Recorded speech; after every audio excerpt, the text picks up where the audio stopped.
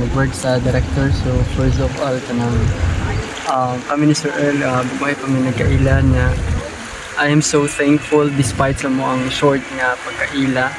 We became close with each other and mo ni di kalitan jud ko ani niya og kanang approach even though dili jud ko into acting because into music ra jud ko, pero para ni Sir I will do my best no para makatabang sa iya ha. So I try my best nga ma-appeal ko ani even though wala jud ko into acting, pero I am so thankful kay this kind of director, this kind of person is he is not just a director but he also guides us.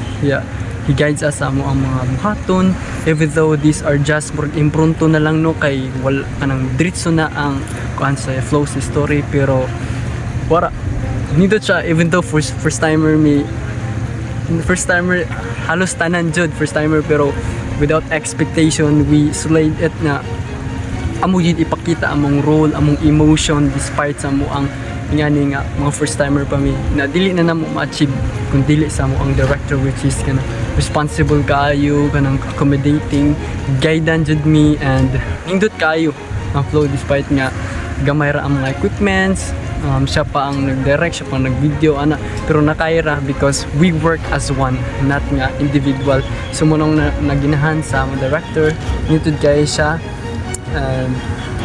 kan kayo okay kayo. So sa ko ang kauban sa mga co-actors sa mga experiences that hindot siya lingaw nga isag baguhay po bago pa ko kailan nila ang uban kailan na good. This is my first time to work with them also in this kind of performing art, which is ang acting.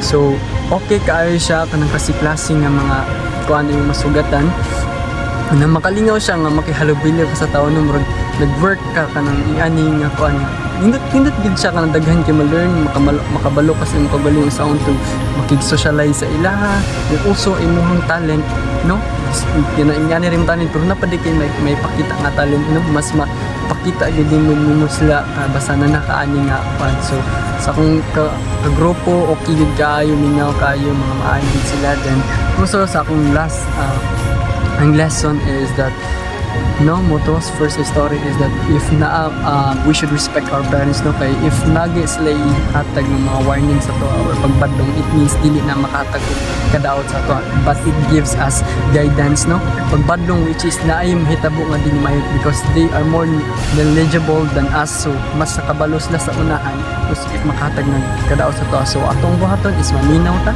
dili ta magsupak-supak. If magsupak-supak ta na yung mga dili may mahitabo.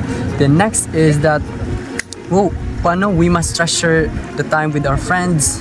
Dapat pod responsible ta dili nga amulaag nga walay pananghit. So dapat kanang treasure ta nga nasa maayo nga mga binuhatan, which is malingaw-lingaw ana dili mga kanang mga unsa man dira uban. And lastly is that sa story no ako as Patrick's story dapat nga we should show loyalties especially sa atong naika relationship sa atong mga uyab dili ta nga mag-cheat we must kanang mas ipalabaw na to ang gugma, dili nga maghatag-tag pa kanang mga unsa pa na uban. Dapat ato ipakita ang tinuod nga gugma ug paghigug loyalty sa ato ang mga partners. So that's also salamat kaayo.